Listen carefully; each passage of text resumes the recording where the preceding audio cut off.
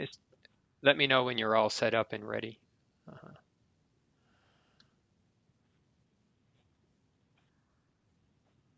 No worries.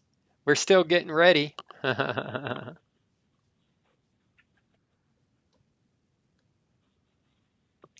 Don't worry, we weren't projecting that into the conference room. It's all good. We're all human, right? All right. All right.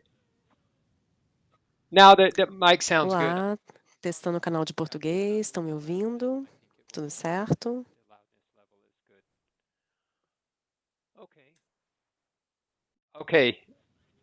Yes. So, Andreas Malave is going to record in English for Isabel's talk, and you can record Spanish.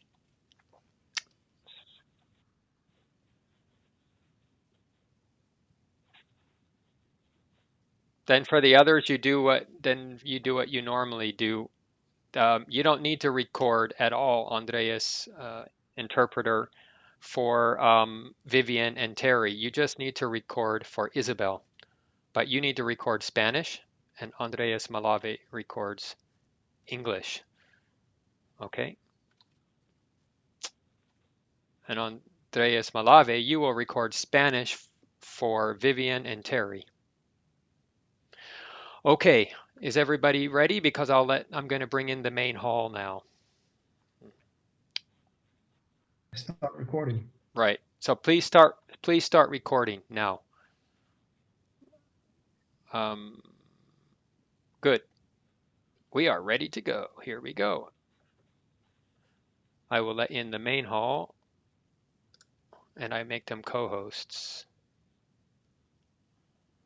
Okay, please mute yourself or I will mute you, no problem.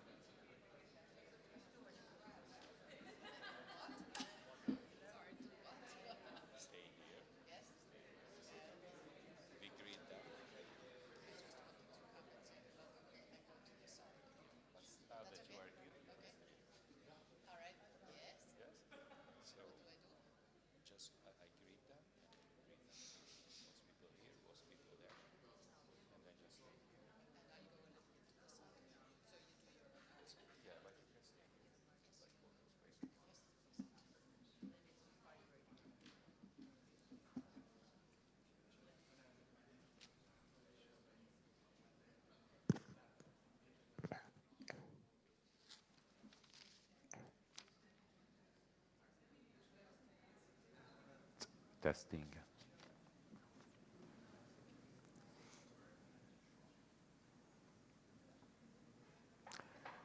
So, hello everyone, welcome back from the breaks.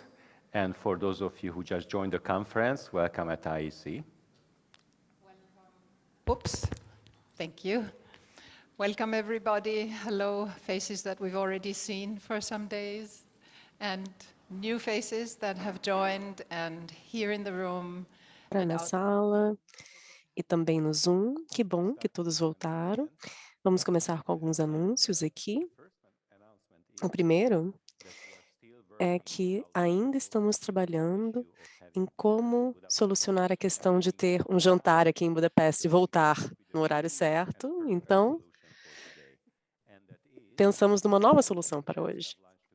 Isso seria, será que podemos todos almoçar, na verdade não, jantar todos juntos, lá embaixo, no Marriott, no hotel, e aí depois a gente faz um pré-pedido, né? Então, o Jujar ali vai passar uma folha para todo mundo assinar, e ela tem que fazer um pedido com meia hora de antecedência, né, para que possam preparar o jantar. E aí depois a gente pode terminar em 1 hora para poder voltar na hora certa para a nossa sessão da noite, que vai ser bem poderosa, bem forte. Então eu sugiro que vocês preencham, né, essa folha e depois vocês podem pagar no restaurante, né? Então, alguém também perdeu um casaco da North Face, então estejam atentos a isso. E aqui também temos um folheto. E ele está com alguns errinhos ali na página de domingo. Depois a gente vai imprimir novamente essa página referente ao nosso evento em domingo, ok? Então é isso para os anúncios. E agora podemos ter uma música bem bonita para fazer com que haja uma preparação para os próximos keynotes. Então, Anne, é com você agora.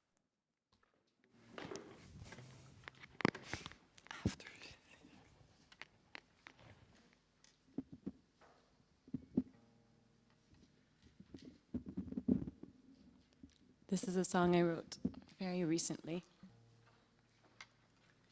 Essa é uma música que eu escrevi, que eu compus recentemente. Muito empolgada de compartilhar aqui com vocês.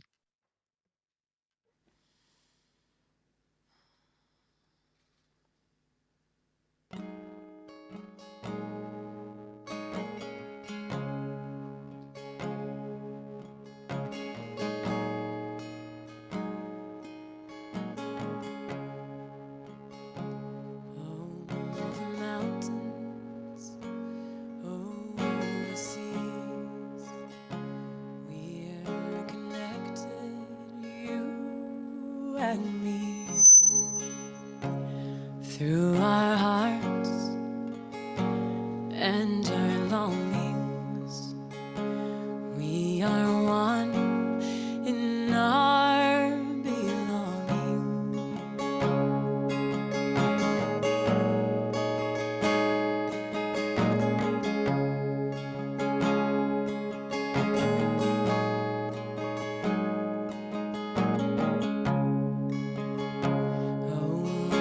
Mountains overseas,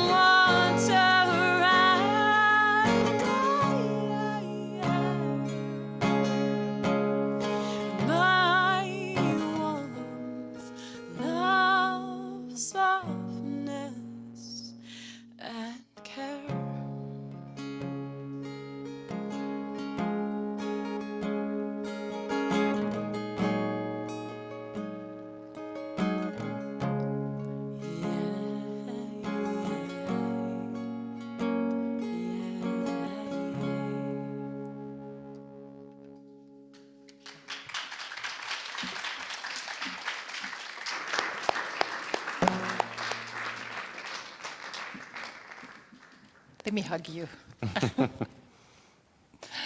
Thank you. How beautiful. Obrigada, que lindo. Eu tenho que ter cuidado porque a música sempre me faz chorar. Então, né, não vou fazer isso novamente. Então, muito obrigada, Anne.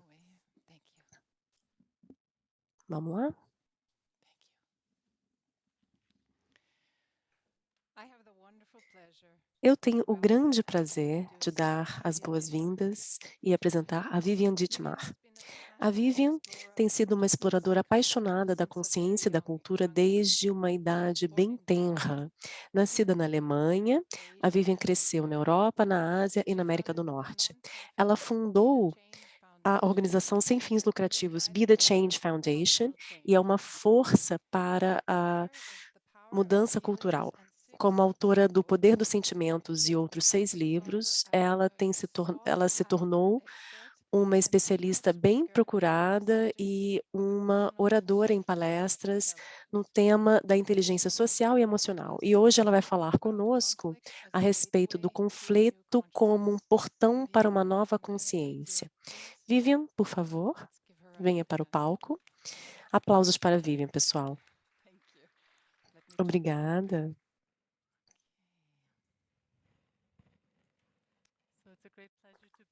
É um grande prazer estar aqui finalmente, é a minha terceira tentativa, e provavelmente para muitos de nós, né, é a terceira tentativa de vir aqui. E eu estou muito tocada de poder falar a respeito do tema de conflito nesse contexto. Eu tenho trabalhado com conflito já há muitos anos, trabalhando com emoções, sentimentos, relacionamentos, e você acaba, né, tendo que entrar nessa seara do conflito. E agora, com o que está acontecendo no mundo, todo o meu pensamento e todo o meu trabalho e todo o meu sentimento em relação ao conflito meio que acabou chegando a um momento, né, de realmente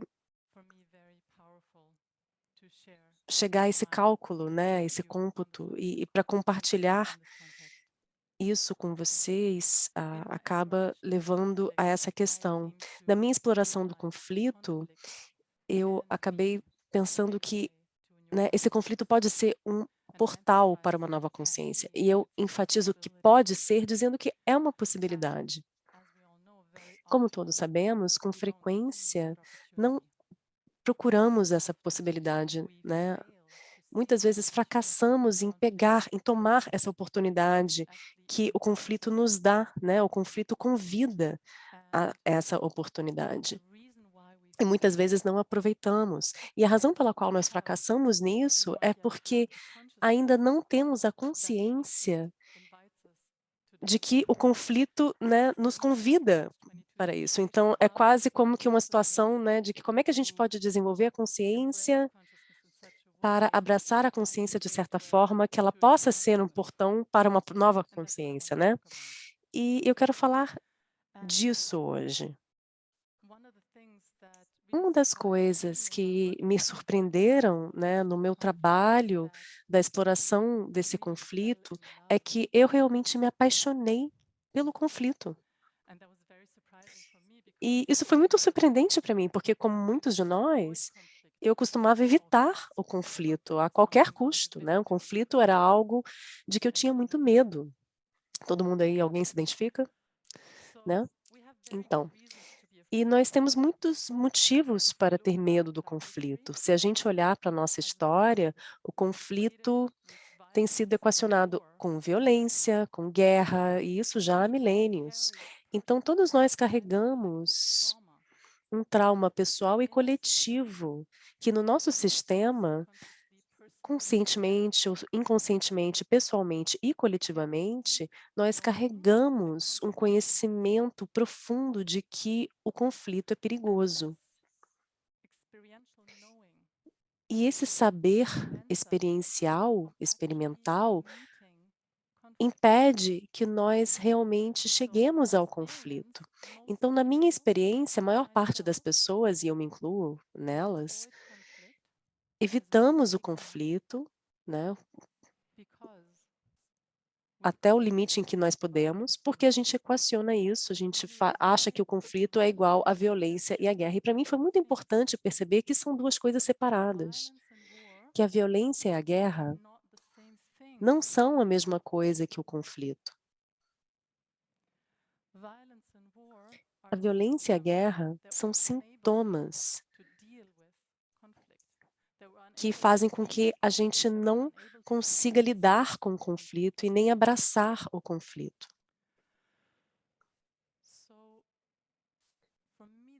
Então, para mim, isso foi importante porque nessa vida eu experimentei violência e eu passei pela violência e eu vi como a gente se sente impotente. E eu pessoalmente vivenciei, né, e vi como é que é inútil ter esse contexto de, você tem que olhar para os dois lados, né, sempre tem duas pessoas envolvidas, etc, etc. Eu vi como é inútil ouvir isso. E depois de uma reflexão profunda, eu cheguei à conclusão de que, né, esse dizer de, sempre precisa de dois para lutar, não, isso não é verdade. Isso é um mito. É um mito cultural e é muito poderoso até. Porque possivelmente faz com que alguém seja responsável pelo ato de agressão, de que, né, eles realmente não estão fazendo isso. Mas o que é verdade é que sempre leva duas pessoas para que haja a paz, né? Sempre são dois que precisam estar aí para fazer com que uma relação funcione. E agora, isso é algo que finalmente nós estamos acordando para isso, estamos despertando para isso. E é um despertar muito doloroso, porque estava muito confortável estar nessa bolha de dizer que, contanto que eu seja boazinha com todo mundo, e eu cuide das minhas sombras, e eu faça um trabalho espiritual, e faça minha comunicação não violenta, e nada vai acontecer comigo, né? Nada de ruim, porque sempre são duas pessoas que precisam, né? Estão vendo que é uma ingenuidade também, né? Você ficar nessa bolha? E eu vivenciei como uma jovem mulher, isso não é verdade. Quando a gente está lidando com violência e agressão, a gente precisa ter maneiras de parar a violência antes da gente poder abrir um espaço vulnerável que a gente precisa desse espaço para se curar, para se conectar, para que o conflito seja algo bonito. E que é isso que eu descobri, o conflito pode ser maravilhoso, e eu já vou falar disso. Mas para que o conflito possa revelar a sua potencialidade, a gente precisa ter espaços que sejam seguros para a vulnerabilidade. E esses são espaços que são protegidos do uso da violência.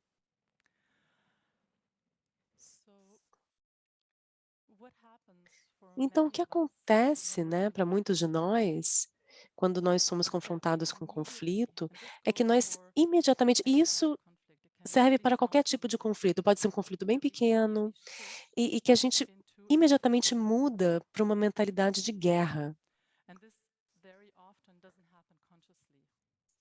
E isso, com frequência, não acontece conscientemente, geralmente não acontece até conscientemente. É algo em que toda essa nossa memória de trauma, todo o nosso sistema nervoso meio que vai por um modo diferente, né, que é esse modo de guerra. E nesse modo de guerra, a nossa consciência funciona de uma maneira muito diferente. A gente entra no modo de sobrevivência, a gente entra no modo de separação, a gente entra numa consciência de nós ou eles, eu ou você. A gente entra numa consciência do outro, e a gente se torna completamente identificado com a nossa própria posição, com a nossa própria perspectiva, a gente acredita que está totalmente certo, a gente sente profundamente que a gente tem certeza, e o outro se torna um inimigo. E o que é tão trágico é que isso acontece não só em situações de guerra e violência. Isso acontece em relacionamentos amorosos, relacionamentos de amor, em relacionamentos com aqueles que estão mais próximos ao nosso coração. E é isso que me deixa totalmente sem entender, porque, né, se a gente não pode nem ter paz nos nossos relacionamentos amorosos, como é que a gente vai ter paz com aqueles que estão tão longe da gente, que são tão diferentes de nós? E uma das belezas, né, de ter uma perspectiva integral e holística é que a gente sabe que aprender isso nos nossos relacionamentos amorosos e nos nossos relacionamentos mais próximos, realmente nos permite construir uma consciência que seja maravilhosa para que em um dia a gente consiga fazer isso de uma escala muito maior, com todas as nossas diferenças, nesse planeta maravilhoso. Mas comecemos agora, né, do início. Comecemos no momento em que tantos de nós fracassamos, apesar de tanto trabalho, que é realmente resistir à mentalidade da guerra, para que nós antes estejamos cientes disso, para depois sair disso, né? E aprender a abraçar o conflito como uma porta ou um portal. Porque o conflito, como eu disse, não é a guerra, não é a violência. O conflito é um fenômeno muito natural da vida. O conflito vai nos acompanhar durante toda a vida. Contanto que haja vida, haverá conflito. E eu sinto que é muito importante reconhecer isso, porque, especialmente no mundo espiritual, nós podemos meio que ir para esse outro nível, né, que tipo, ai, tudo é um, tudo é o amor, tudo é luz, tudo é unidade, tudo é paz. E a gente meio que tenta evitar a realidade de que a vida é conflito, porque a vida é diversidade. E através do conflito há tensão, tem movimento, tem desenvolvimento, tem a criatividade. E conflito é isso também. Então tem grande beleza nisso. Então, eu disse que eu me apaixonei pelo conflito.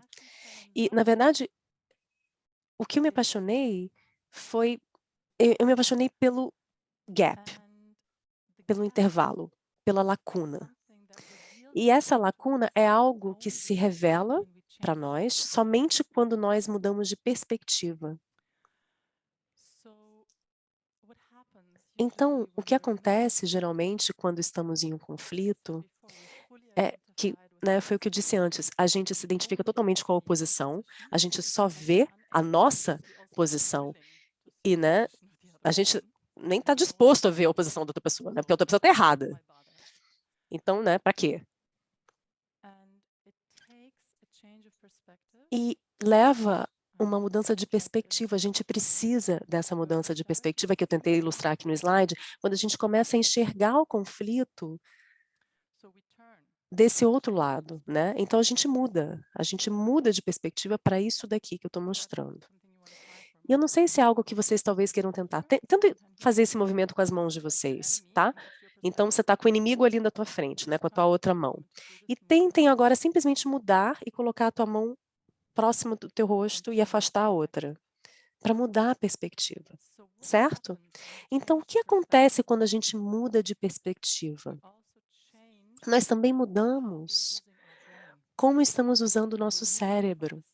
E a gente sai de algo, né, de um inimigo, de um único ponto, e a gente chega a uma perspectiva, uma percepção espacial sistêmica. E eu recomendo vocês muito fazer isso quando vocês estiverem no conflito. Na verdade, eu recomendo que vocês façam isso em um conflito até pequeno, porque aí é mais fácil. Comecem com um conflito bem pequenininho, e depois vocês podem avançar para os conflitos maiores. Não comecem já com um conflito gigante, né? Porque não dá certo. Então comecem com um conflito pequeno e aí vocês podem pegar 2 bonequinhas ou 2 amigos ou 2 cadeiras e façam isso.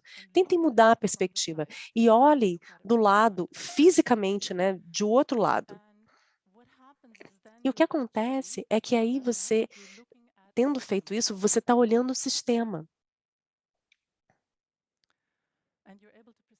E você consegue perceber o conflito como um sistema.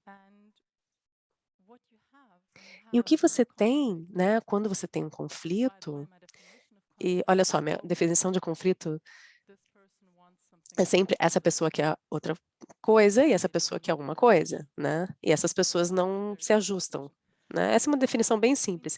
Então, o que a gente tem entre os dois é um vácuo, né? Uma lacuna, um buraco, um espaço. And that's what I fell in love with. E eu me apaixonei por isso, This space por esse espaço. what you want, É um espaço entre o que você quer e entre o que eu quero. É um espaço em que nós não sabemos, um espaço que nós não conhecemos, porque esse espaço está cheio de possibilidade. Esse espaço, se nós realmente estivermos dispostos a abraçar esse espaço, para chegar nesse espaço juntos, a gente não sabe o que vai acontecer, mas vai ser novo, vai ser novo, né? Alguma coisa nova vai surgir desse espaço aqui. E isso é possível somente se as duas partes estiverem dispostas a não utilizar a violência. A gente precisa de um espaço que a gente possa ter essa tensão, estar aí na tensão. E contanto que a gente esteja se batendo, a gente não pode ficar nesse espaço. Não dá para segurar essa tensão. E isso é um potencial total. Então, quando eu digo que eu me apaixonei pelo conflito, eu me apaixonei pelo conflito e pelas pessoas que estão capazes e dispostas a não usar da violência para solucionar o conflito. Isso é um grande se, né? Porque, claro que nenhum dos nossos amigos vão nos bater, por exemplo, né, se a gente discordar. Mas há maneiras muito mais sutis, né? De brigar, de dizer por que você está errado, por que eu estou certa, por que você não está, e vai falar para ir para cá, blá, blá, blá, né? E a gente sabe disso. Mas quando você tem alguém, seja um parceiro, um aliado, um colega, que está disposto a ir com você para esse lugar de não saber e de ficar ali, né? E de manter esse lugar e de enxergar o seu lugar, aí você pode entrar aqui. E aí vai se tornar uma porta, um portão, um portal, né, para algo novo. E você não sabe o que vai surgir dali. Você não sabe se você vai ter as suas necessidades atendidas ou se a outra pessoa vai ter necessidades atendidas. Você não sabe se a sua solução vai ser aquela que vai funcionar. Ou, muito provavelmente, você vai sair com algo completamente novo e diferente, que é muito melhor do que qualquer um de vocês havia pensado inicialmente. Essa é a minha experiência, pelo menos.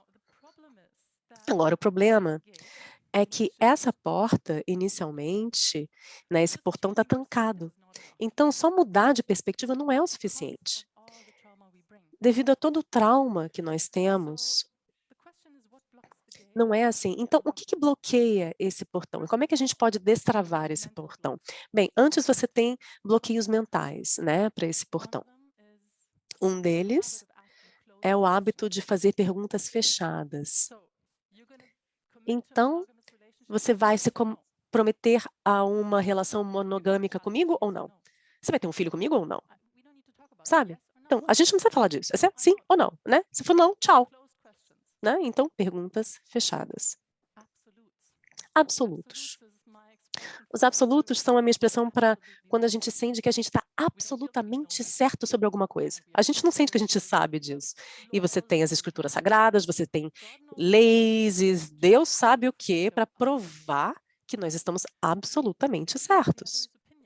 E o outro são as opiniões. A gente tem opiniões sobre várias coisas e elas mantêm essa porta fechada, porque elas se chocam, né? Você tem a sua opinião, eu tenho a minha, a gente pode discordar e conversar para sempre sobre isso, sobre qual opinião é legítima. Isso vai fazer com que nós não entremos nesse espaço do desconhecido, que é tão fascinante, né? Então, é isso que bloqueia o portão mentalmente.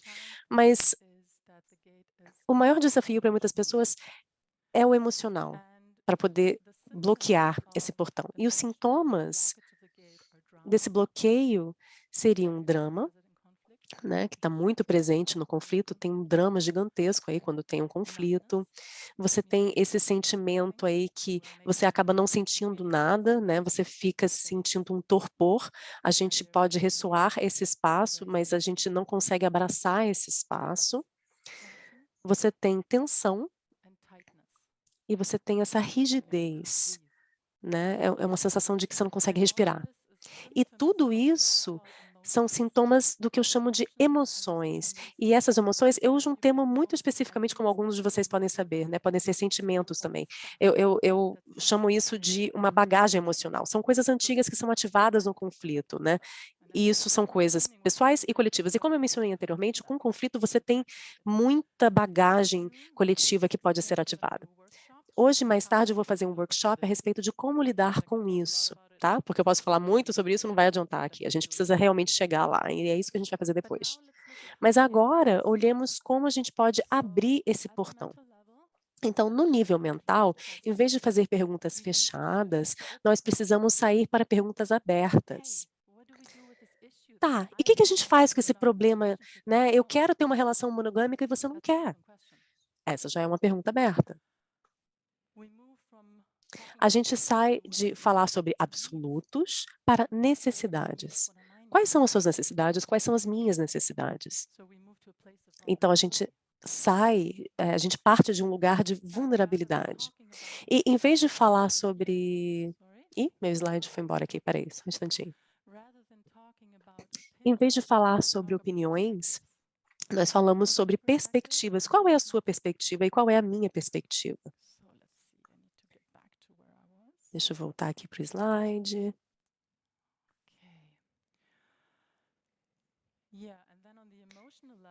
E aí, no nível emocional, o que acontece quando a gente limpa esse espaço emocional? Né? E a gente vai fazer isso depois. Mas o que acontece é que tem uma mudança. As emoções se tornam sentimentos. Alguns de vocês talvez estejam familiarizados com o meu livro, né? O Poder dos Sentimentos, que a gente fala da expressão positiva, da tristeza, da raiva, dos sentimentos. Então, todos esses sentimentos vão estar ali, mas numa expressão positiva. O drama se torna uma aventura. Às vezes as pessoas me perguntam, tá, mas não é meio chato ter uma relação tão harmônica? Tipo, você não tem ideia do que meu parceiro vai fazer depois, né? E eu sei que a gente não vai acabar lutando ou chegando a uma violência, mas olha só, o lugar do desconhecido é muito empolgante. Então, já tem muita empolgação na minha vida, confie nisso. Em vez de entorpecimento, a gente chega a uma equanimidade, a capacidade de estar aí na tensão e estar presente nas diferenças. E a atenção se torna relaxamento, então a gente aprende a relaxar dentro da tensão. Isso é um processo incrível, né? Vocês podem depois pensar nisso e explorar isso, porque realmente é incrível, é maravilhoso. E essa tensão, né, a rigidez se torna um espaço. Então, último slide aqui. Então, a gente parte do novo, do antigo, perdão, para o novo, né, para o novo paradigma. Então, aqui vocês podem ver uma visão aérea do portão, e no paradigma antigo a gente tinha violência, vencer, perder, como é que eu tenho as minhas necessidades, e no novo você tem criatividade, como é que faz com que as nossas necessidades sejam atendidas, você tem win-win, você tem cooperação, diálogo, respeito. Então, o que a gente precisa entender quando a gente está olhando o portão, você pode abrir o seu lado, né, trabalhando nos seus níveis emocionais e mentais, e você precisa, né, porque ele vai abrir para o teu lado, então, na verdade, você tem que dar um passo atrás para poder fazer isso. E aí você pode meio que chegar até o outro lado ali de soslaio, e você pode ajudar a outra pessoa. Estão vendo que tem uma outra alavanquinha ali da outra porta? E você pode ajudar essa outra pessoa, mas você só pode fazer isso quando você tiver feito a sua tarefinha, né? Isso é muito importante, porque muitas pessoas me perguntam, tá, eu sei tudo isso, mas como é que eu posso ajudar outra pessoa? Enfim, se você realmente estiver no outro espaço, você vai saber, né? E aí, né, como é que a gente pode ajudar aos demais, né? A violência precisa de fronteiras, de limites. As emoções precisam de compaixão. E os absolutos precisam de um interesse sincero nas necessidades das outras pessoas. Ok, é isso. Muito obrigada pela atenção de vocês. Thank you. 25 minutes and so many things to address. So thank you so much, Vivian. And if you can, please join Vivian at 6 o'clock today. Today here in the main hall and online at the same time. Thank you so much, okay? Yep, Bence, may I hand this over to you now? Yes, and it's my pleasure to introduce the next keynote speaker, who is Marta Isabel Parra Vanegas from Colombia. And she's a woman and mother connected with life, passionate about seeing awake families that grow in well-being. Marta studied social psychology and specialized in creativity, art therapy, and attachment bond psychology, psychopathology. Isabel is a facilitator of the integral methodology and certified in the methods of effective parenting and systemic family therapy. As a therapist, she has been accompanying children, youth, and families for more than 10 years to heal and flourish their ties. So Marta, I hope you are with us. We have a beautiful 28 minutes for you to offer. Hola, bienvenidos. Muchas gracias. Feliz de estar con ustedes y de compartir con ustedes mi experiencia desde todo lo que he vivido. Soy de Colombia, vivo en Medellín, en un lugar violento por naturaleza, normalizada la violencia en mi contexto cultural. No tuve una infancia fácil y eso quizás me llevó a sanar muchísimo mi propio proceso personal para poder acompañar a niños y jóvenes también a sanarlo. Por un momento quiero que cierren sus ojos y recuerden cuando tenían los primeros 7 años de vida. Quizás tengas recuerdos de algunos momentos difíciles, donde te sentiste solo, sola. Você se sentiu sozinho ou momentos felizes?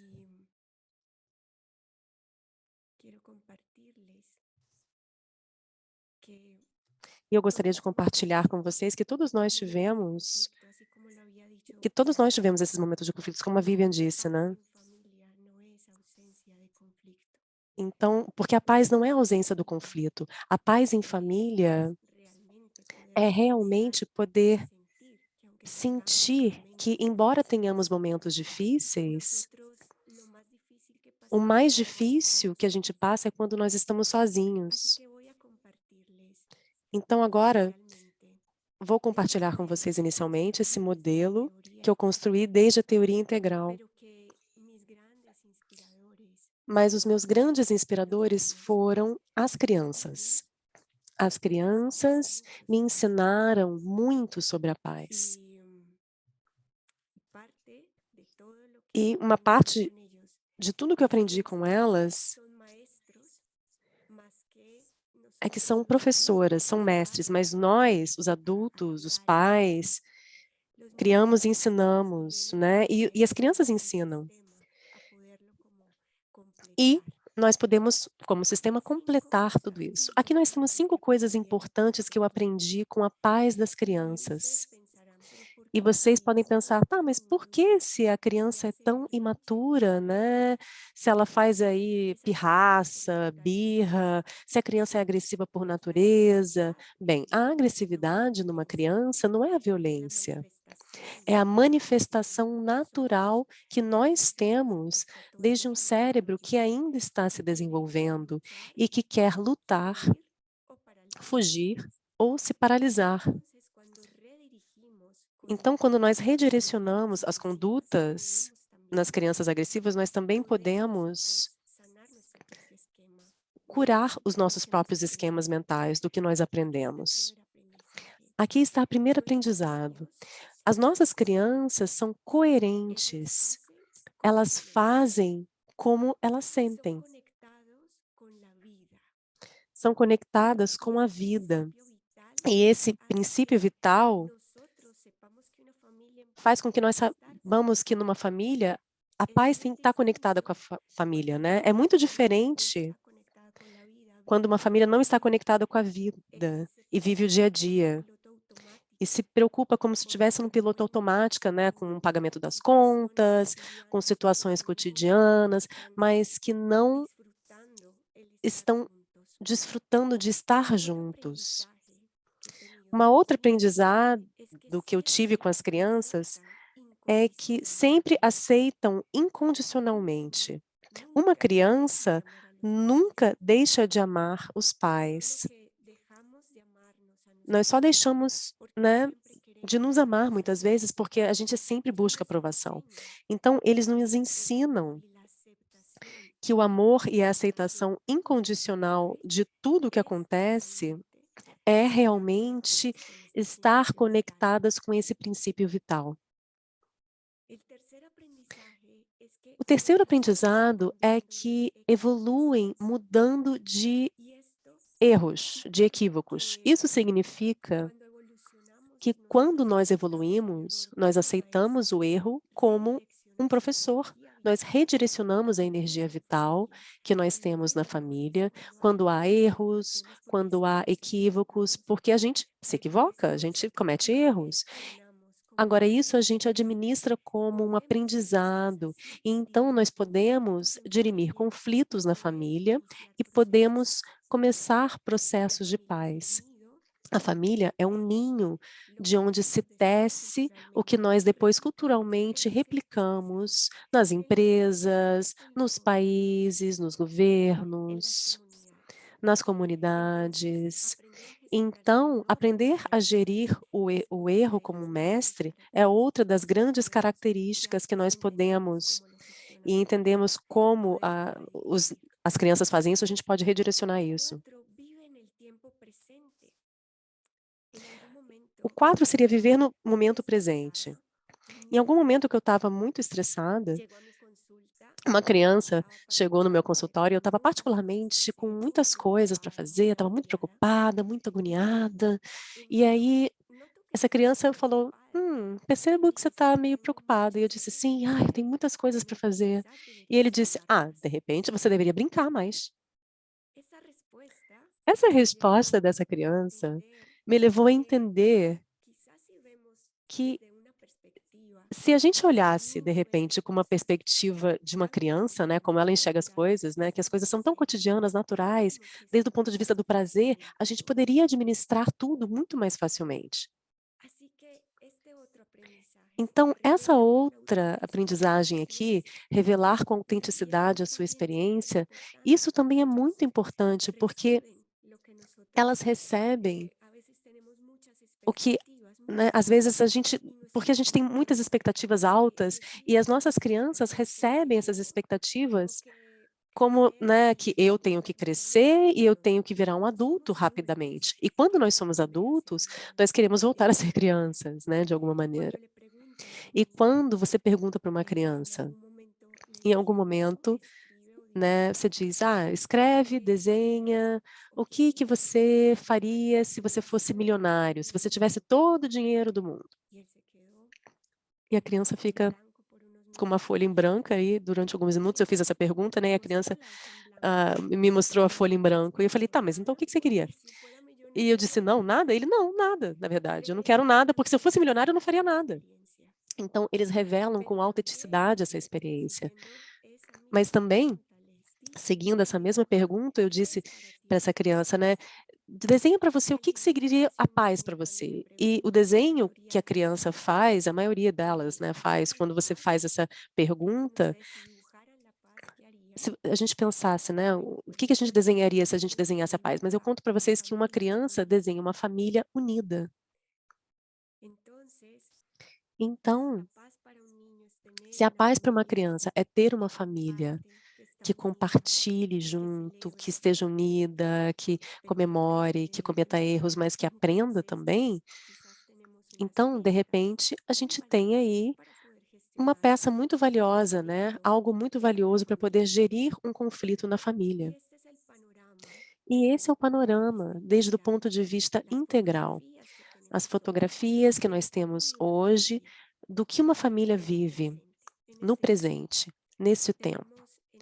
Nós temos aqui nesse quadrante o subjetivo, o interior, o individual, e essa foto, assim, dos Fast and Furious, né, Rápidos e Furiosos, porque as famílias de hoje estão neste quadrante interior, de pressa, né, todo mundo com muita pressa, e estão num ritmo acelerado, né, tudo que, né, a gente já quer tudo agora, para agora, instantâneo, que as situações mudem rapidamente. E no quadrante exterior, nós vemos famílias cansadas, com crianças que exigem muito, exigem atenção, com adolescentes que fecham a própria porta e nós não temos acesso a eles. Famílias muito ocupadas no dia a dia, com seus trabalhos, e não tem muito tempo para esse quadrante coletivo interior, que é a convivência. E vemos nessa pequena fotografia aqui que a convivência interna nas nossas famílias está se diluindo no uso das redes sociais, da internet, mas você acaba não olhando nos olhos. Nós não estamos novamente compartilhando como família, como a gente fazia antes, né, quando não tinha internet. E no sistema, no exterior, todos esses sistemas práticos aqui desse quadrante, nós vemos uma alta preocupação, porque o mundo está exigindo muitas coisas, muitos resultados, e os pais, embora tenham mais informações, não sabem como administrar tudo isso dentro de suas famílias. A pandemia, faz 1 ano, 2 anos que nós vivemos isso, e os pais tiveram que aprender a se colocar no lugar de professor, estudantes virtuais, porque muitas escolas não estavam recebendo as crianças, então eram espaços que eles tinham de interação social. E todos esses processos, realmente, as habilidades socioemocionais nas crianças se viram voltadas ao chão, né, por causa dessa pandemia.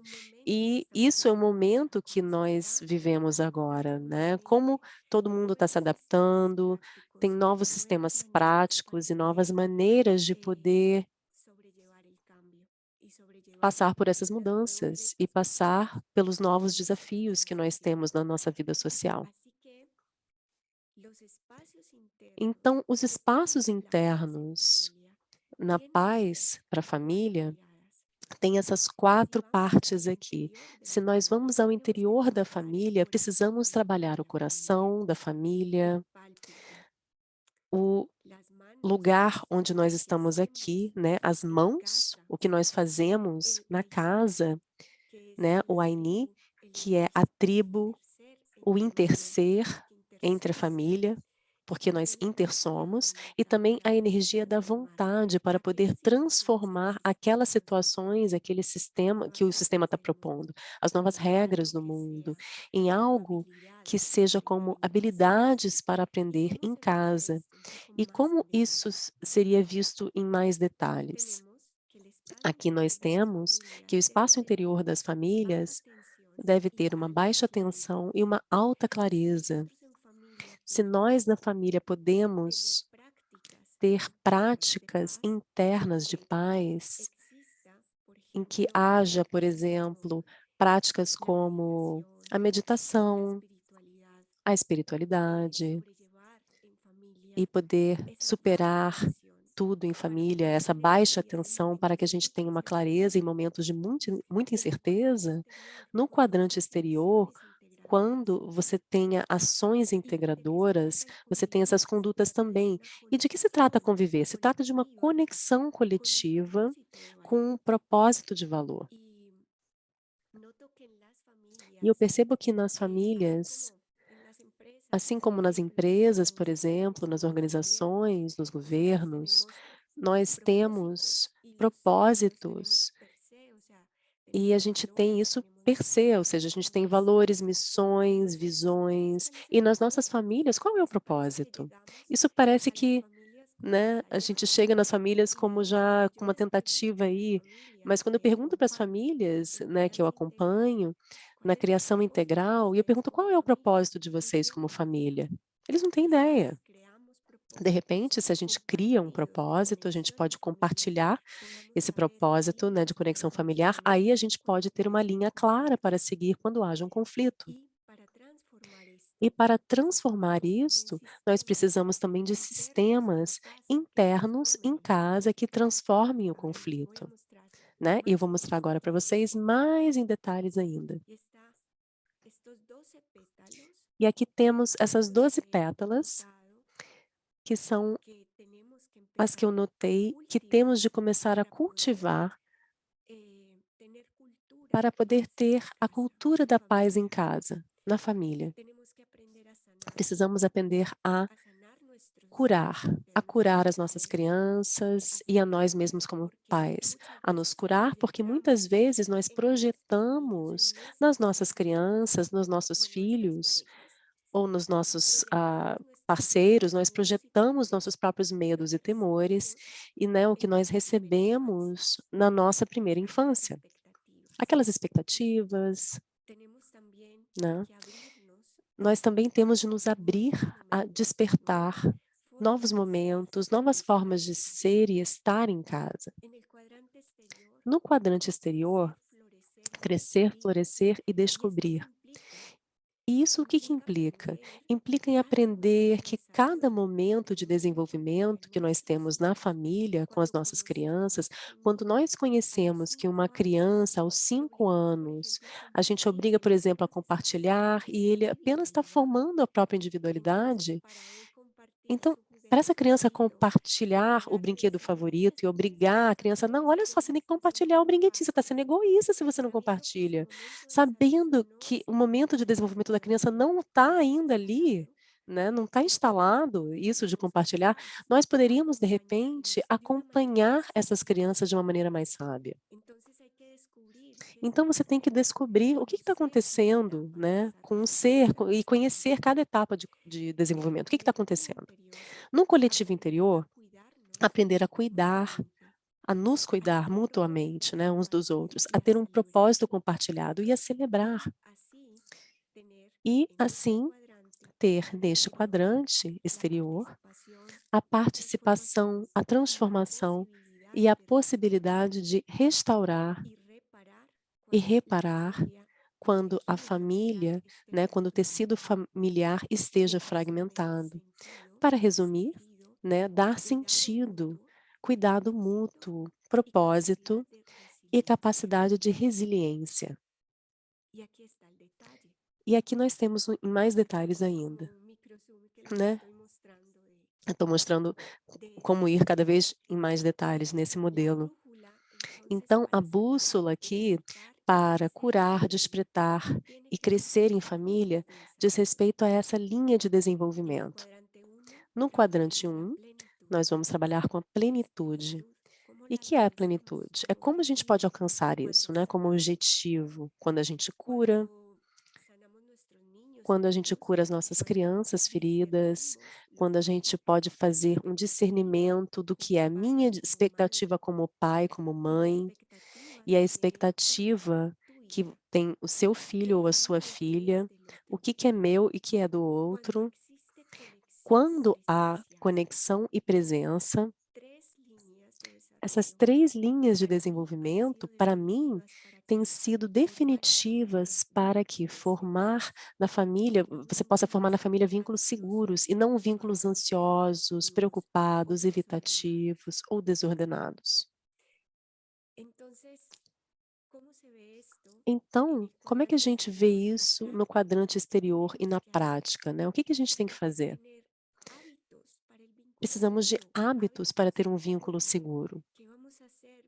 Hábitos como o que a gente vai fazer para se proteger, para poder ter uma comunicação em que a gente possa validar as emoções, onde a gente possa ter práticas na família de conversa, e que sejam significativas para o aprendizado, e poder acompanhar o tratamento e a transformação do conflito. O que a gente faz aí? Cada vez que aparece um conflito, geralmente, né, na família a gente nega, a gente rejeita e acaba não resolvendo nada. E na convivência, neste quadrante do propósito, a gente tem que trabalhar um clima socioemocional interno em casa, né, com um sentido de contribuição e um propósito de família. E para poder chegar a esse objetivo, né, de ser resilientes, de poder atravessar conflitos, traumas e problemas que nós tenhamos normalmente em casa, como uma reparação e um aprendizado, nós precisamos cultivar a cooperação. Atualmente, nós cultivamos a competência, a concorrência. O tempo todo a gente está na família, tá, quem que chegou primeiro? Quem que está melhor? Por que que você não é como seu irmão? A gente está aqui inconscientemente transmitindo para nossa família, para os nossos filhos, que você tem que concorrer, você tem que competir para poder ganhar alguma coisa, para ter um lugar no mundo. E já o que a gente tem que instalar em casa são estratégias de cooperação, de convivência, de que não tem ninguém melhor do que o outro. Juntos, nós trabalhamos por um só objetivo. E também ensinar limites para a paz, porque é necessário colocar limites. Quando há normalização das condutas, como eu estou batendo no meu irmão porque ele pegou minhas coisas, ou ele pegou meu brinquedo, ou meus pais estão discutindo o tempo inteiro. Então, aqui nessa casa, a gente pode gritar. E nós aprendemos que a forma de solucionar conflitos lá fora é correndo, fugindo, gritando, né, presos aí no nosso cérebro primitivo. E nós precisamos também estabelecer acordos para a confiança. Se você quer se aprofundar um pouco mais nesse modelo, estarei compartilhando esse modelo novamente no domingo, num workshop. Vocês estarão muito bem-vindos, serão muito bem-vindos no domingo. Eu vou aprofundar mais cada uma dessas linhas. Agora, pelo momento, eu gostaria de desejar paz em família para todos. Muito obrigada.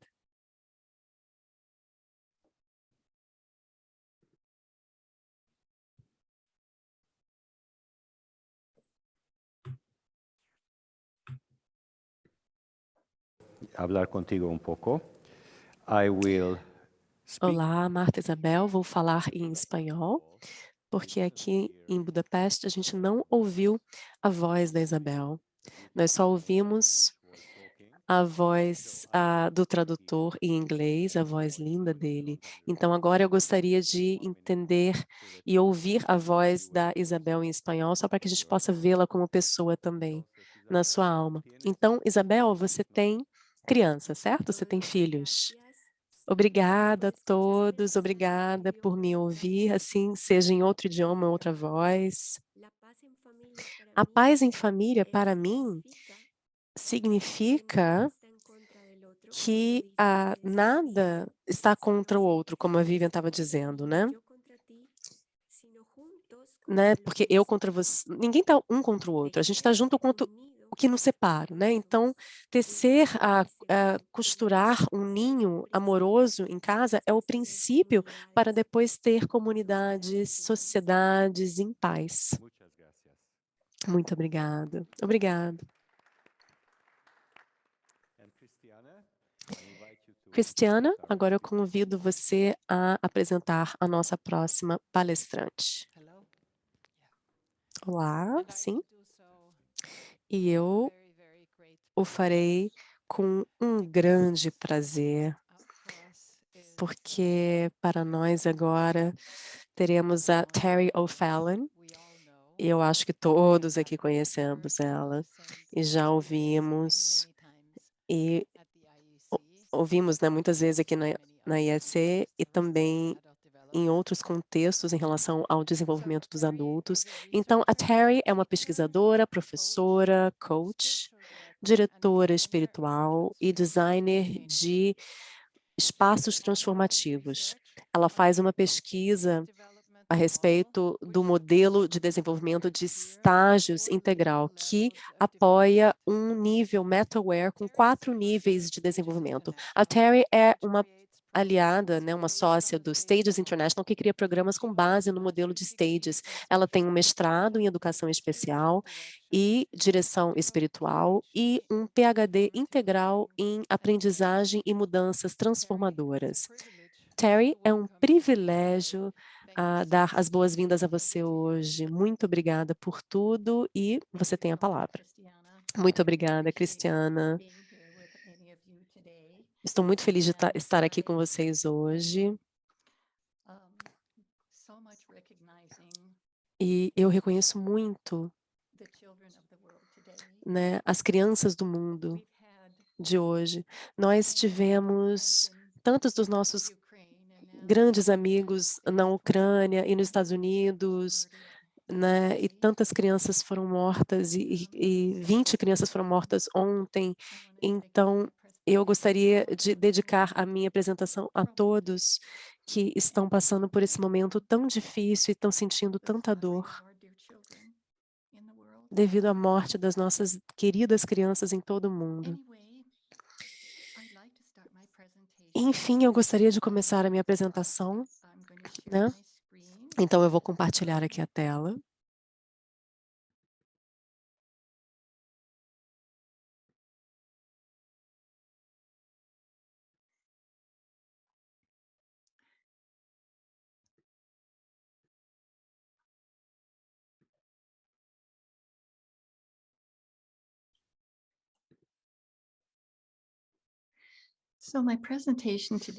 Então, a minha apresentação hoje é a respeito da interpenetração dos estados e dos estágios.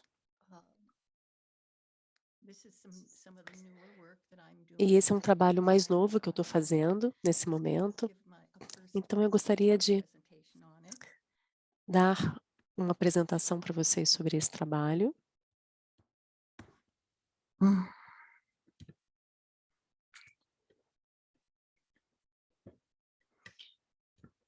Oops, it doesn't seem to be working. Let me try to share my Parece que não screen. está funcionando aqui. Deixe-me tentar compartilhar a tela novamente. Eu estou vendo que você está compartilhando a tela. Am I now sharing this? E agora eu estou compartilhando? Did it go away? Sumiu, né? Você quer compartilhar um slide, né? Mas eu vi a janela do Safari que você tirou, de repente. I'm going to stop the sharing and Eu vou parar de compartilhar, vou tentar novamente. technology is not my forte at all. Tecnologia não é o meu forte, como vocês sabem. Early developmental stage when it comes to Eu estou num nível de desenvolvimento muito anterior em relação à tecnologia. Então, deixe-me tentar novamente. Você tem um aplicativo aqui que você queira compartilhar? Qual é o aplicativo que você está usando? Prezi. Está no Safari, o Prezi, ou o Prezi é um próprio aplicativo? É um aplicativo aqui, mas está no meu desktop, tá. Então, você vai clicar aqui em compartilhar a tela e você vai escolher, né, você vai ver o Prezi em um dos botões aí do aplicativo, né? Você está vendo o Prezi? O ícone? Não, não estou vendo. Estava ali 1 minuto atrás.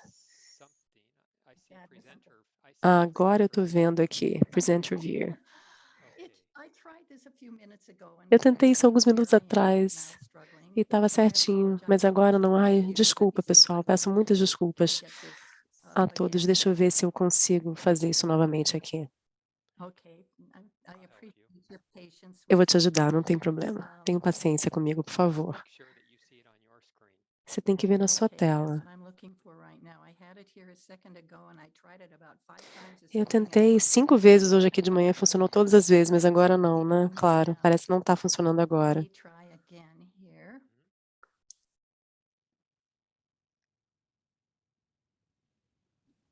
Okay, so I need to share my screen.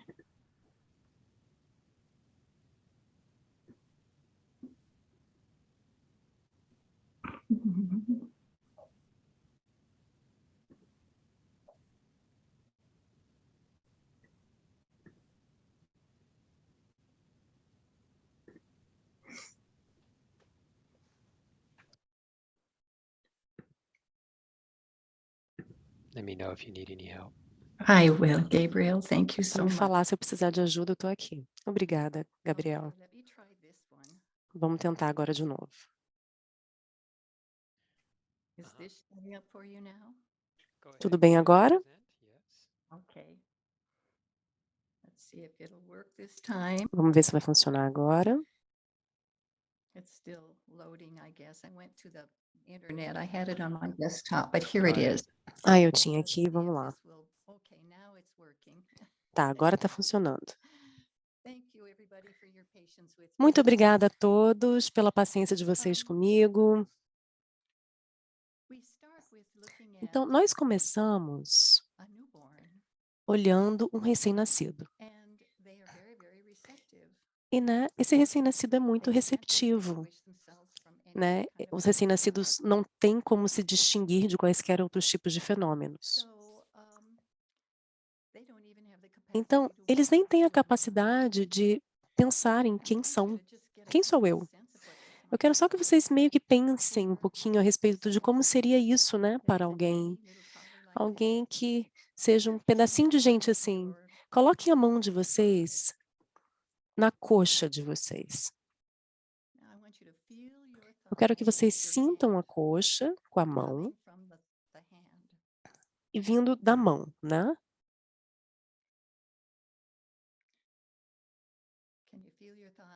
Vocês conseguem sentir a coxa de vocês?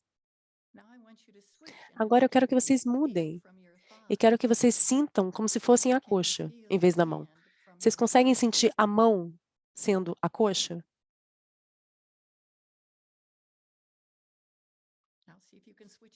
Agora vejam se vocês podem mudar de novo de percepção. Vocês conseguem sentir a mão e você é a mão que está sentindo a coxa? E vocês podem ver, né, só desse pequeno exercício, como é difícil, né? Porque até a gente tem dificuldade como adulto, né? Claramente de fazer essa distinção rápida, né? Para distinguir entre uma parte de nós para outra parte de nós com base na sensação que a gente tem. Então imaginem o que seria isso para um bebê. Eu quero começar olhando como os estados e os estágios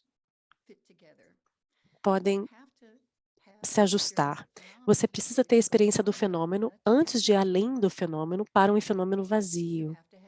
Você precisa ter uma experiência do self antes de você passar do self para um não self.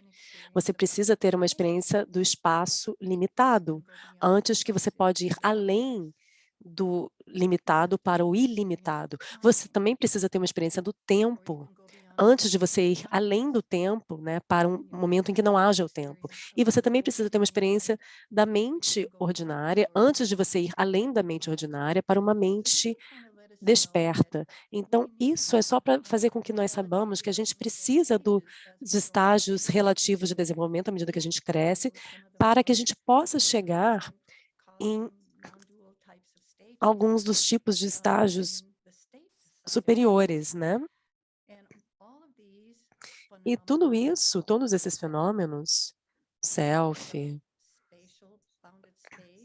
espaço limitado, tempo, mente ordinário, tudo isso surge no nível concreto nos primeiros 4 estágios de desenvolvimento quando nós somos crianças.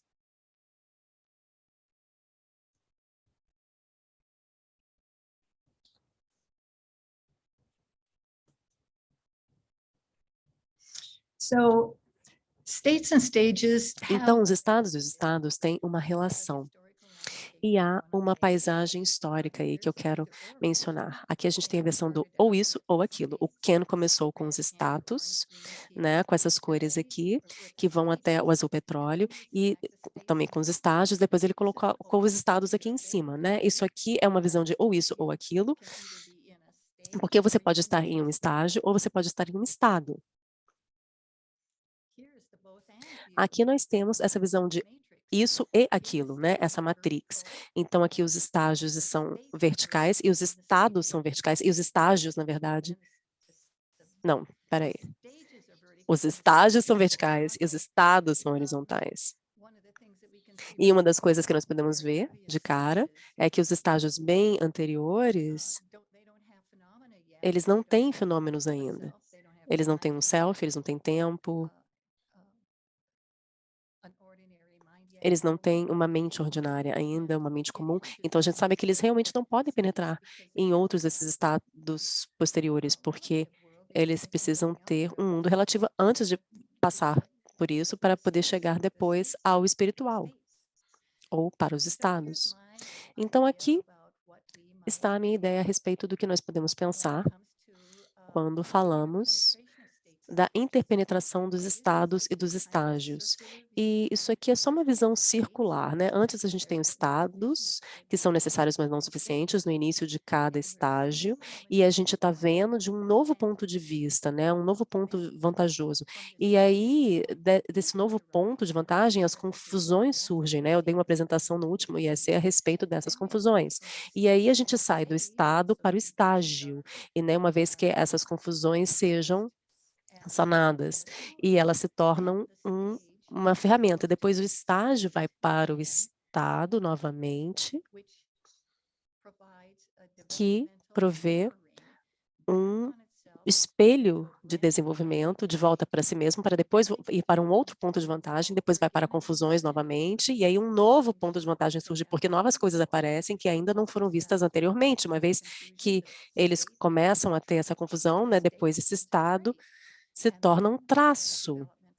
E aí você tem novamente esse espelhamento desenvolvimental, depois você passa para o próximo estado, e isso há uma interpretação dos estados, dos estágios uns com os outros, e vai para cima e para baixo nesse espectro desenvolvimental. Quando a gente estabelece um inquérito, uma investigação, a gente quer olhar isso através do ponto de vista, né? Com frequência a gente faz isso olhando através do ponto de vista dos estados. Então, nós selecionamos sujeitos de pesquisa que documentaram esses estados posteriores e a gente tenta dar a essas pessoas um inventário desenvolvimental para ver se realmente os níveis de desenvolvimento dessas pessoas vão realmente estar encaixados com os estados. Mas isso não funciona muito bem, não tem uma pesquisa consistente na qual podemos encontrar fundamentalmente achados em relação a essa relação. Mas, à medida que eu pensei ao longo desses últimos anos, eu fiquei pensando, né, o que aconteceria se a pesquisa olhasse do ponto de vista desses estágios de desenvolvimento, né? Será que a gente pode encontrar alguma relação entre os estados e estágios dessa maneira? E isso requereria uma outra população. Então, os sujeitos de pesquisa todos tiveram de ser testados, né, para ver qual nível de desenvolvimento eles tinham, e aí a gente poderia verificar para ver se ou quais estados surgiam naturalmente em cada estágio de desenvolvimento. Então, nós fizemos muita pesquisa triangulada, eu não vou entrar em muitos detalhes aqui, mas só para vocês saberem que eu comecei isso, e parte das maneiras através das quais nós podemos começar isso é começar a entender que nós podemos procurar vários pontos de vista na pesquisa. Então, a primeira pesquisa que nós fizemos foi sobre esse span, sobre esse intervalo. Então, a gente fez pesquisa com crianças, né, aproximadamente 50 crianças de idades entre 4 até 13, por aí vai. E aí, nós tivemos os estágios posteriores, né, com esses estágios de meta-aware. Depois fizemos uma pesquisa longitudinal, que foi um estudo de 15 anos, um programa, né, com integral, com um programa GTC, e aí um outro teste e reteste, que foi uma pesquisa longitudinal meta-aware, e isso que mostrou foi que quando as pessoas sagem dos estados para os estágios, ao longo de um período de tempo, a gente pode tentar ver se elas vão bem, né, de um estágio para o outro. Isso vai nos mostrar que não é só um estado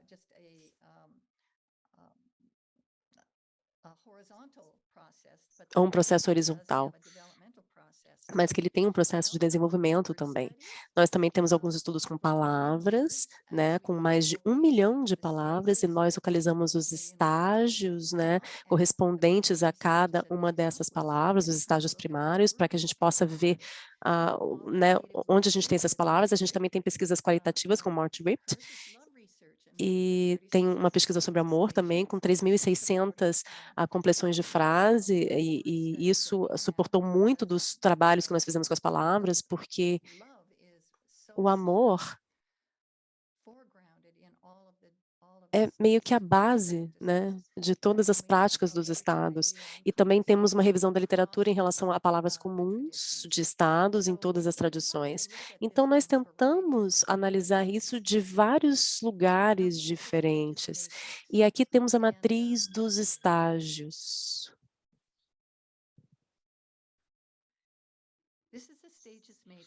Aqui temos a matriz dos estágios. E nós temos o estágio 1.0, que é o primeiro nível de desenvolvimento que eu mostrei alguns minutos atrás. Eles vão do concreto ao individual, ao receptivo. E esse é o nome dessa perspectiva, essas são as qualidades, né, que nós temos aqui dessa perspectiva. E é isso que acontece com cada um desses daqui. A gente está definindo cada perspectiva para que possamos verificar e ver se as pessoas estão naquele estágio particular. E aí, quando nós vamos para as colunas aqui, nós temos pergunta 1, aqui a gente está olhando que tipo de fenômeno que está surgindo. E, de repente, pode ser que um bebê não vai entender nenhum fenômeno, mas à medida que ele vai passando pelos estágios concretos, aí eles vão ter fenômenos concretos, depois eles vão para fenômenos mais sutis, depois eles vão para fenômenos meta-aware ou meta-cientes. A segunda pergunta seria a experiência, se ela é individual ou coletiva, se eles preferem, tudo sou eu ou é tudo sou nós? Então, eles têm esses estágios aqui também em cada nível, vocês podem ver que eles se repetem, depois no sutil e depois no meta-aware.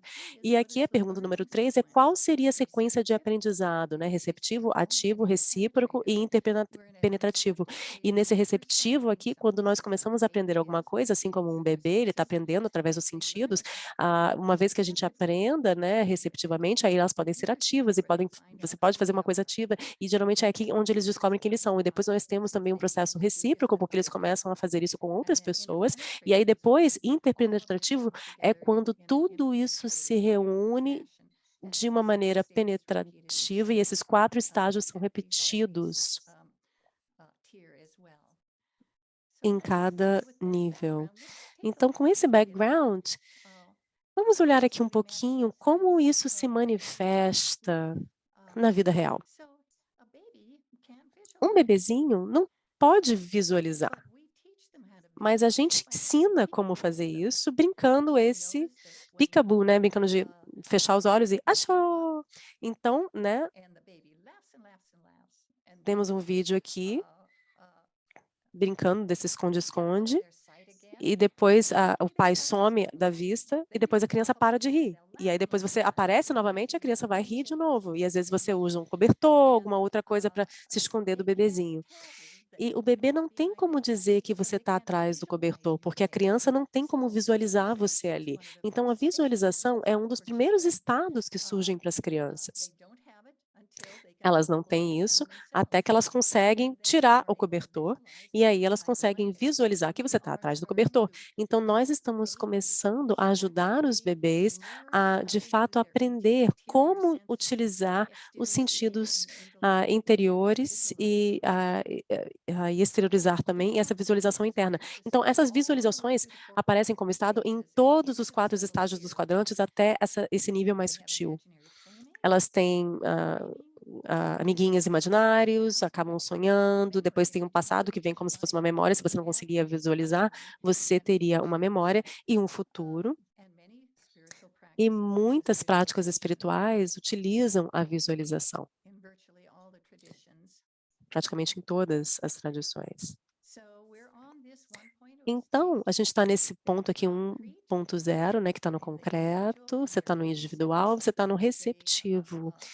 Então, elas estão aprendendo a visualizar, e aí nós chegamos ao final aqui, em que elas estão olhando o bebê no espelho, mas elas não sabem que aquele bebê são elas mesmas. Não tem um selfie ainda, então elas não entendem isso. Então, nós viramos essa flechinha aqui, depois a gente vira o espelho para elas mesmas, e, de repente, elas conseguem se enxergar. E a gente sabe que elas conseguem se enxergar, porque se tiver alguma coisa no rostinho, elas vão tentar tirar. Agora, essas crianças têm um self. Então, a gente pode ver como isso funciona aos estados, às confusões, né, que surgem porque eles não sabiam a diferença entre eles mesmos e outra pessoa ou algum outro fenômeno. Elas não sabiam que elas podiam visualizar. Depois elas desenvolveram o estado para o estágio, desenvolveram todos esses traços, e aí depois elas viraram, né, voltaram esse estágio e houve essa mente do espelho do desenvolvimento, que é concreto, depois elas descobrem que elas são olhando no espelho, e a maior parte das crianças faz isso. Às vezes você vê a criança andando atrás do espelho, procurando o bebê do outro lado do espelho, porque ainda não tem um self, não tem um self identificado. Uma vez que consigam ter esse self identificado, elas reconhecem a identidade concreta. E aqui temos a foto da minha neta, e é tudo, eu tô me vendo, eu tô me vendo. E elas finalmente entendem que elas conseguem se enxergar e têm um sentido de self, e aí elas ficam muito ativas no que estão fazendo. Então, eu gostaria de mostrar a vocês como esses estágios se repetem. Em algum momento aqui no 1.0, nós temos esse processo do estado, que vai para a confusão, depois vai para o estágio, e aí volta e vai para o 1.5, onde elas vão para um estágio ativo, porque é aí onde há o self. Agora eu quero pular aqui para o sutil e depois a gente vai para o meta-aware. Então a gente pode ver como é que isso acontece. Esses 2 primeiros estágios em cada nível são os estágios primários em que as pessoas reconhecem a própria identidade. Então agora vejamos o que acontece. O primeiro estágio aqui, no nível sutil, é o 3.0 expert, ou especialista. Eles não podem distinguir o ser sutil de outro fenômeno sutil, assim como um bebê não podia se distinguir de concretos fenômenos, de fenômenos concretos. Ainda estão fazendo a pergunta, quem sou eu? Eles tinham um self concreto, eles podem se lembrar do self concreto, mas ainda estão começando a ter vislumbres, né? É o estado, né? Você pode ver o rosto, tem uma luzinha aqui. Ainda estão meio que no escuro a respeito de quem são como um ser sutil.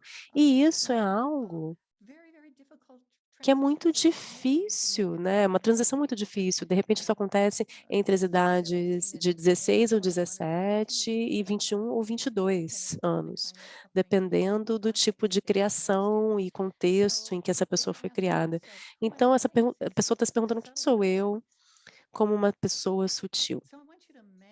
Então, eu quero que vocês imaginem tentar separar as crenças coletivas concretas que você tinha na sua cabeça. Se vocês puderem imaginar e se lembrar de onde vocês estavam nesse estágio,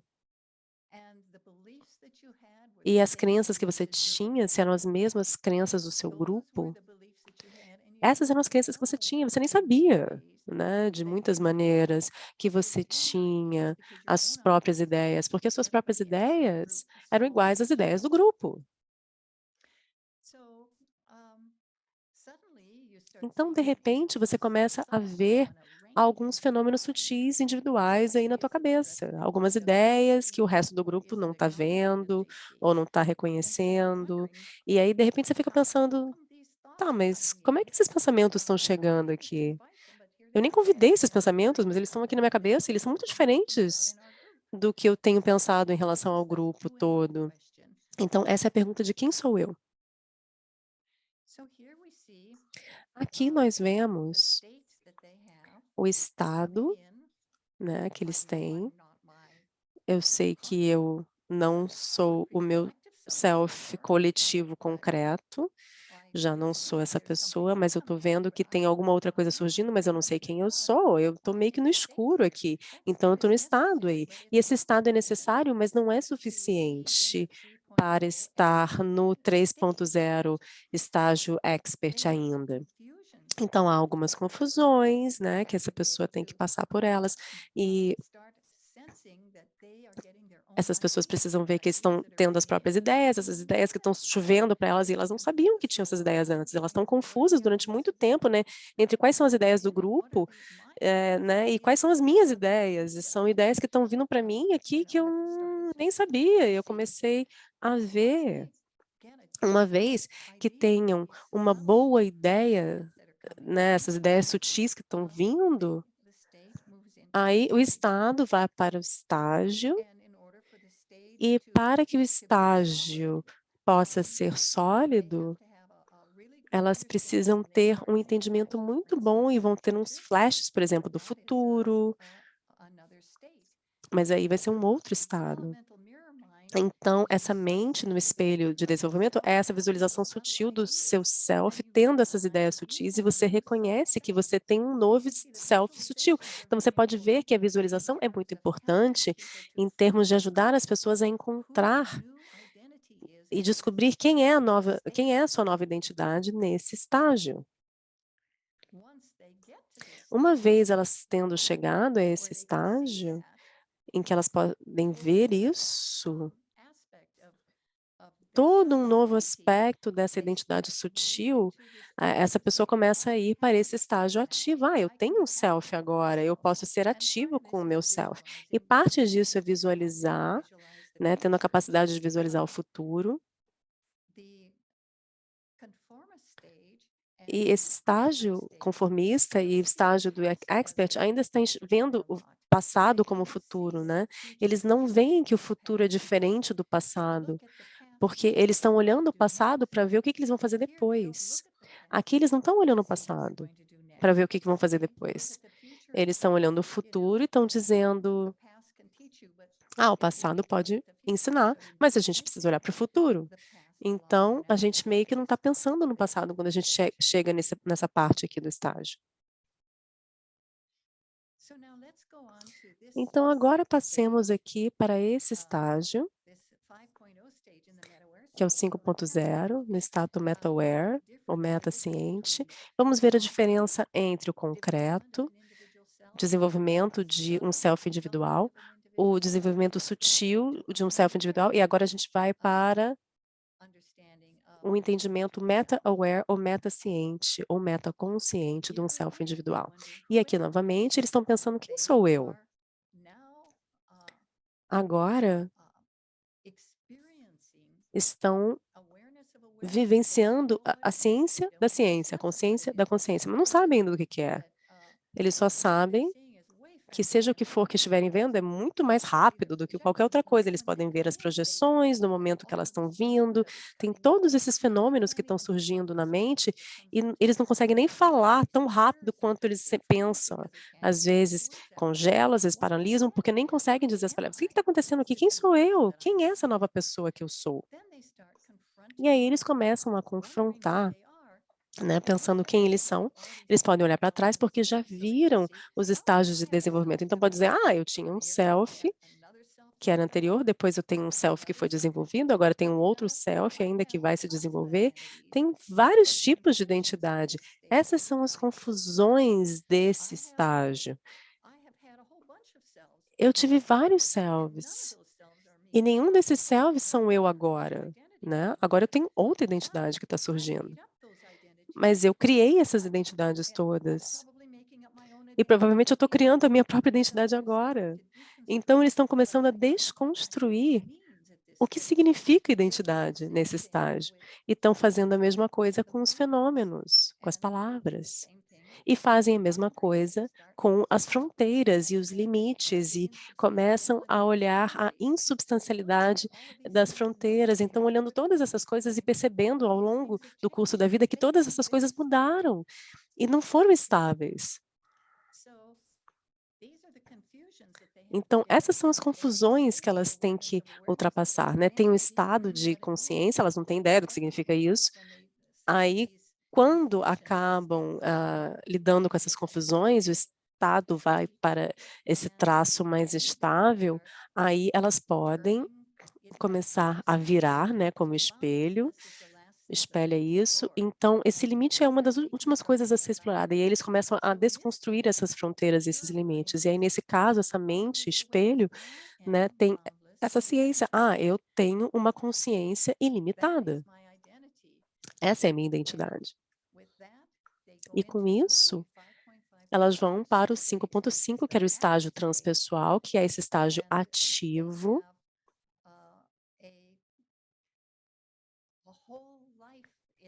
que tem toda uma vida nesse estágio de aprender a como individualmente construir tudo.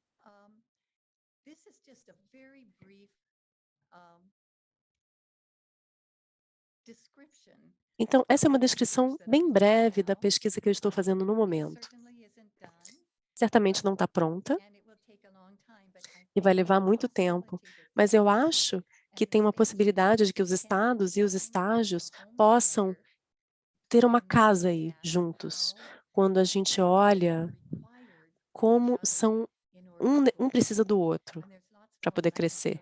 E tem muito mais coisa que eu tenho para falar para você, mas eu vou falar na próxima apresentação, porque agora não tem mais tempo. Muito obrigada a todos pela atenção de vocês. Nossa, muitas perguntas.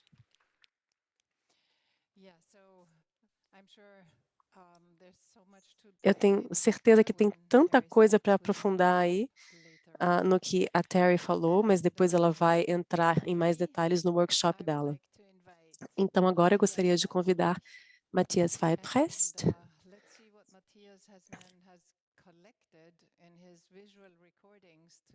E agora a tradução para o português se encerra neste momento. So, Matthias, are you around? Yes, I'm here. Hi there. Wonderful. Yes.